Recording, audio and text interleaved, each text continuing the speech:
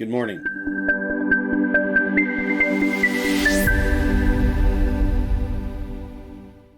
Well, it's been a while since I've done a video, and I thought maybe I would do just a short one on, you know, some of the bugs that happens when you're producing music. Many times, especially for new producers, happens in Pro Tools or it happens in Logic. I don't really run into the problem very often inside of Ableton, because Ableton, it just slows down when it doesn't work right. It doesn't give you all the error messages really, but Logic does. And let me show you what I'm talking about here. Let me. For instance, here's the one I've been working on for the last month or so. Or a couple months. Watch, I'm sure it'll fail. I'll start it up. And boom. See, it fails right away. System overload, preferences, blah, blah, blah, blah. If I keep working with it, I can get it to play through. But what we're going to do is we're going to transfer over now. I got most of the mixing done, right, for most of the tracks. So what I'm going to do right now is I'm going to bounce all these MIDI instruments over to audio tracks, and then I'll delete the MIDI instruments out and save it under a new name. Anywhere that I'm using an actual instrument is where, like right here. Okay, you see that? This is a instrument, Geist kick.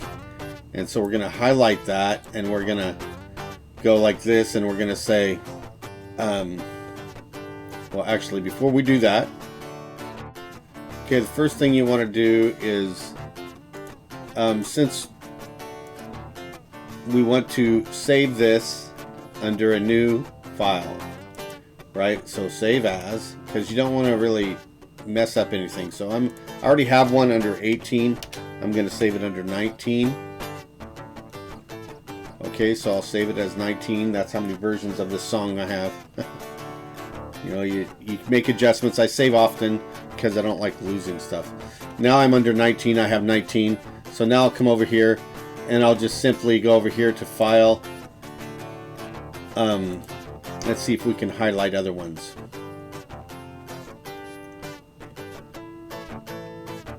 Drum machine.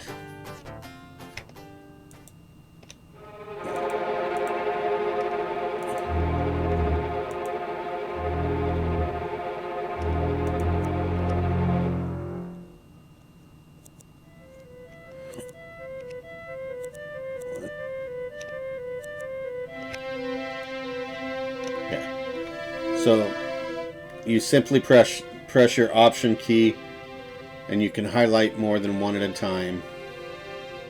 I think this is audio, so we don't want that.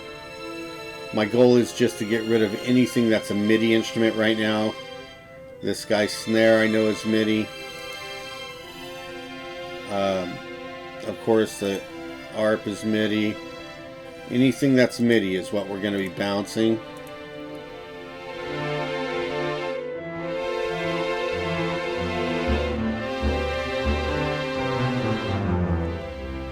Now we're going to do this. We're going to go File and replace all tracks and replace all tracks. Bounce tracks, replace, and replace all tracks. That's what we actually want to do. It does it all at once, right? So we're going to click that. And before bouncing, replacing all tracks, it's recommended to save it.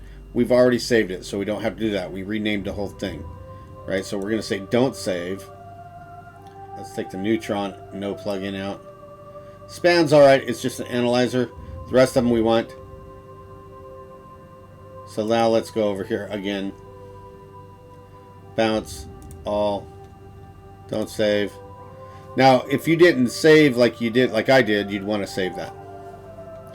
Okay, we want the overload protection on. Include volume and pound information, yes, and press OK. So while that's doing that, I'm going to talk about a couple other things. The replacement of this screen is coming up on my next video. As you can see, it's in pretty bad shape. The car ran over it, and so that's coming up. And I need you to subscribe, ring the bell, like the videos, post them. I'm gonna have a giveaway pretty soon, but I'm not going to tell you what I'm going to give away yet. I'm also going to be sending out this song that I'm working on now pretty soon for mastering. That's an exciting step as well. I was supposed to be working on the yard, but I have sort of a headache, so I didn't do that. And other things that are happening in my life. Aggressive Pro Insurance. I'm not using their name properly because I don't want a liability suit or slander suit. They are really bad lowballing me on almost everything, and I'm trying to hold my zone, but it's not looking too good. I did contact a lawyer about that. We're working on that, and we'll see what happens. Now, I'm a Christian, so I really don't like to use lawyers unless I absolutely have to. But you know, this is like month 6 now, and now they're trying to pay out only $2,000 for my BMW, which was totaled, and that's zero fault of mine, all her fault. But they got an older CRV that they're going to give out more money to than my BMW. I don't know, it just is not sitting well, so that's not good. I was watching a lot of Craig Ferguson this morning. You know, I'm a fan because of his quick wit. You know, Craig Ferguson, he you know, too much cussing, granted, but very quick-witted. And you know, I'd like to have that kind of wit, but I just don't. All right, so I'll see you in a few minutes. You know, what is the purpose? One of the main purposes of doing this, of course, is to save CPU space and prevent the computer from messing up. You know, anytime you have a bunch of MIDI instruments, sometimes your MIDI time clock just freaks out. And when it does that, you know, you have to go back to your last saved session and start over with whatever changes that you've made. So if you get rid of all those MIDI instruments and just bounce them all to audio tracks, then what happens is you have just the one MIDI clock controlling your internal sync clock, controlling everything, and you never have that problem. So you can, in effect, you know, have a lot more vocal tracks or audio tracks mixing. Of course, you could freeze the tracks in place, and sometimes that's, you know, the easier and quicker way to do it. And there's a selection for that, but you know, that doesn't really allow you to get that last few percent of production value out of it. So here's like the process here. What I did, I've already mixed it to where I actually like it to my ear, right? I like what I'm hearing. I got rid of the things I didn't like. I changed the bass totally around in this song now. I have sent it out to 2 producers and got it back and made the recommended changes that they suggested, and you know, to where I like it. Next, I will get it all in audio, and I'll remix it one item at a time. You know, starting with the kick and going through it, and I will also sub-channel everything. You know, so all the backup vocals will be back into one sub-channel and channeling like that, because it just makes more cohesion in the song. All your if you sub-channel, you can use the effects on the sub-channel instead of the regular channels. One, it limits CPU space, right? CPU and memory space, and 2, it brings cohesion because all of your backup vocals will have the same delay, same reverb, and it just makes it sound better.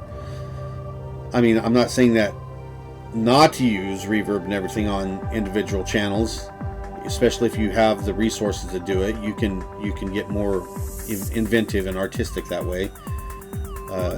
But in the long run, I'm already past that point. Now I'm to the second last part of mixing, where I'm really bringing it down, right, to getting it to where I like it enough to send out stems The next thing is I'll convert it all down. I'll reduce it down to only the sub channels and then each one of those stems is what I will send.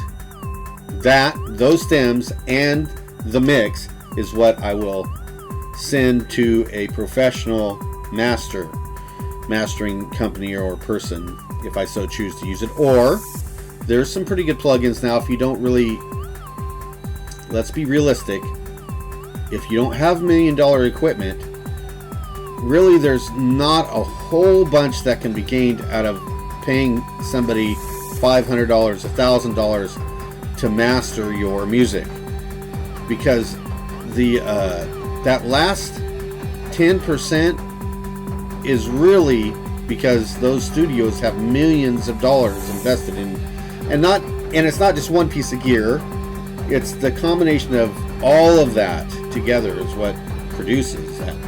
But today's music, most of it that's out there is home EP quality mostly. People's ears are getting tuned to what people produce out of their home studios or in their small studios, or and the A&R studios and the capital studios and the ones that have invested millions of dollars, they're not used as much as they used to in the past. And that, not only that, today's artists are, they are starving. A lot of them, they need to make some kind of resource, financial resource, back on their art. And when you go through a major label, you tend to lose almost all of your royalties, at least the first and second time around. So that doesn't get you anywhere unless you're sure that you have a future there. If you're gonna make a song like Fireworks or something that is gonna, if you're a Mariah Carey or somebody like that, whose art, it's your singing, it's your artistry, if you're Taylor Swift, who can successfully take a high school following and then successfully transfer that over into an adult, full-grown, label picking you up and stuff, go for it. I wish you all the best. I wish I could do that, but if you're like me and you're a producer, the likelihood of making millions through A&R or Capitol Records through producing isn't high, right? So I wouldn't recommend really sending out to a mastering service that charges you a ton. Now, there are a lot of good masters, people that will master your production if you don't know what you're doing. There's some good mastering stuff out there. Ozone 8 or 9. Ozone's not bad, and you can also use reference tracks, and that's how I'm probably going to master this. Or I'm going to try it that way first. And or you can go to one of the services and get it mastered for $100, $200, $150. If you really are sure you're going to make that money back on that song, or if you're really passionate about your song, go for it. If you don't think that it's really going to make you the returns, then is it worth spending $300-$400 on mastering? I don't know. That's up to you, but personally, I wouldn't do it. I tell you, I think I'm going to throw away the Cadillac. I spent the $100 on getting the ignition fixed and done all that stuff and all the work, and I put the battery in it, and I went to go start it, and the starter's no good, and the price tag is just getting too high. I can buy something that's running for less than what I'm going to be able to fix that for now.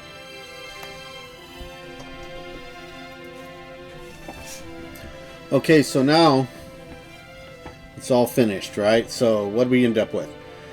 I didn't name it, right? So it automatically names itself. So here it is, beat in place, right? So in track in place, BIP, right? So down here should be one right below it. grinding rhythm.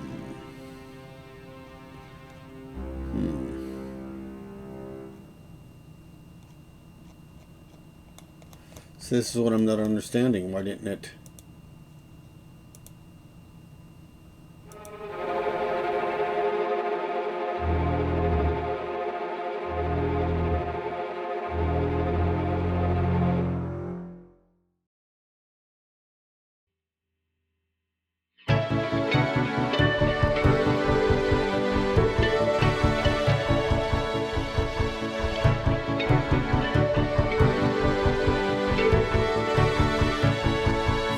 Is it blue? His words shoot through stony ground. He's coming soon. Don't get used to hanging around. Your sin is muck. And the reason that you have to care, your soul is stuck.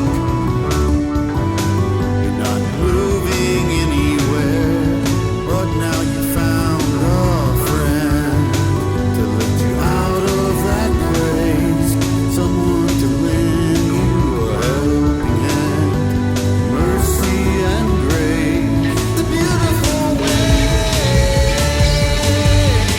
Soul starts to feel like beautiful way.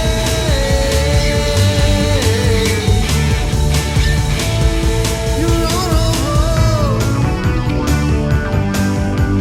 headed for a destination, turn to the sun. He's greater than imagination, we love him now. The words of Christ are ringing true. You've been all around, but now it's all over you. Beautiful way. Don't let him get away. Beautiful way.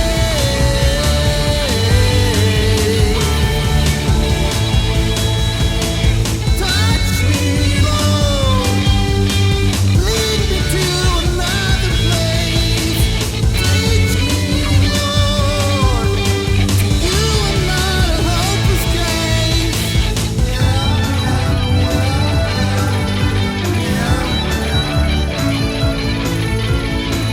Hear the message, know it's true.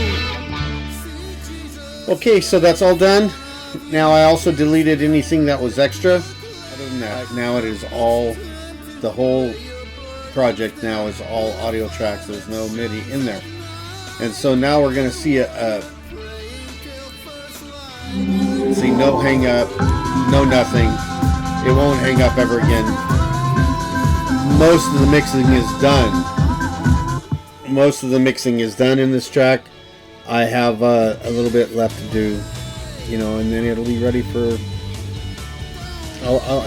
Usually I like to send it out to 3 producers. I only have 2, so once I get it mixed to my liking the last final time here and subgrouped, I have to subgroup it out.